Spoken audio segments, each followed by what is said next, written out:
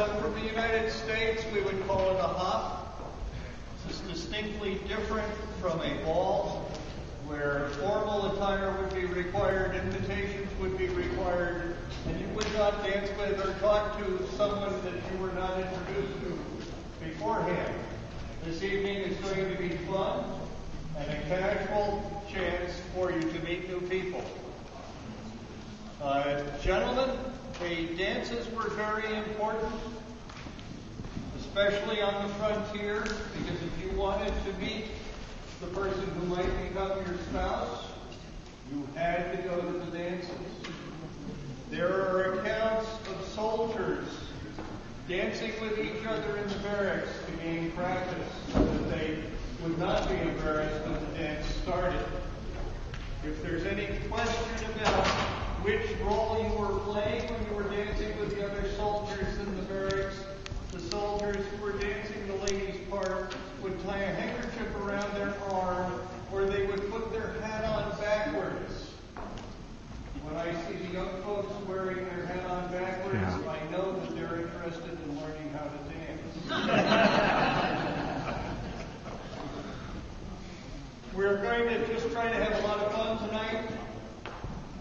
One of the customs in the 19th century was that we did not wish to embarrass anyone who might not know the dances.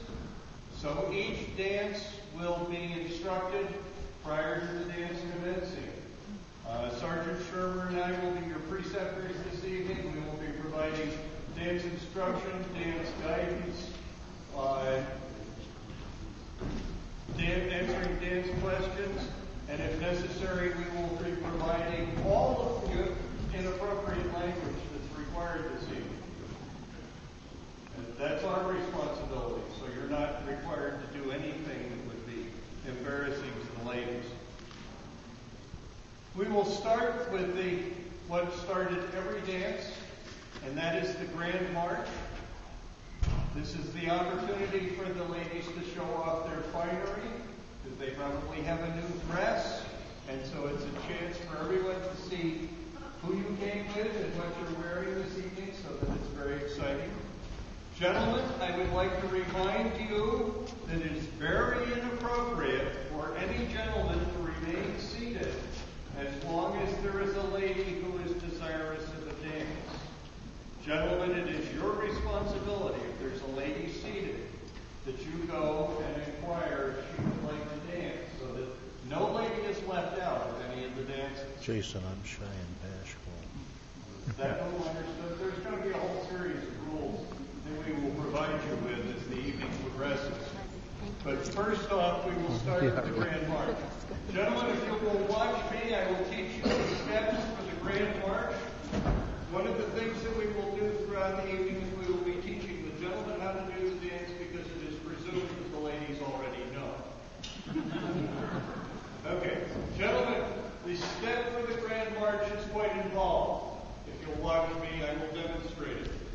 You start with your left foot, and then your right foot, and then your left foot, and then your right foot, and then your left foot, and then your right foot. And you continue in this pattern until the dance is completed. The sergeant and I, you will start off dancing in a circle as couples. We will form you into larger groups. We'll form you into fours, and if we can arrange it, we'll form you into eights. And then we will break down the group and make you smaller groups and try to confuse you, but it will give you an opportunity to see what everyone else in the room is wearing. All right? Following the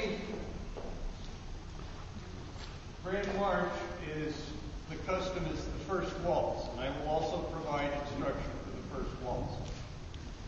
Gentlemen, I already discussed how this was the opportunity to meet new people. The Grand March and the first waltz are danced with the woman that you brought with you. The other dances are to be danced with other ladies, except for the last dance. And the last dance is danced with the lady that you danced the first waltz with, because she's the lady you're taking home.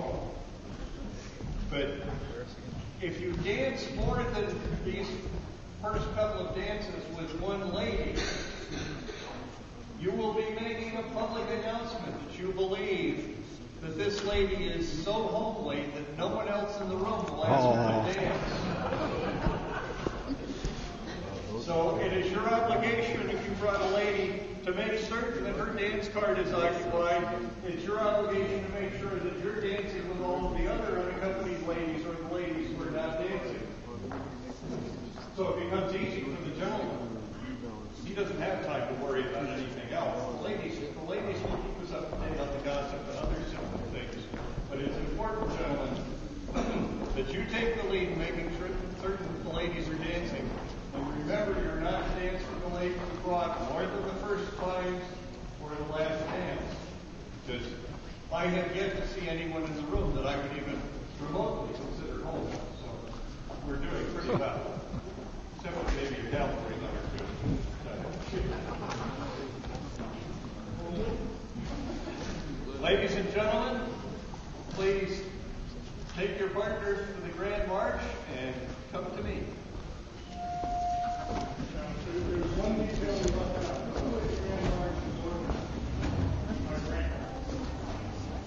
Yeah, if this were a military ball, the people would start by rank with the senior officers in the first, and they're going down in rank order. But since this is not a military ball,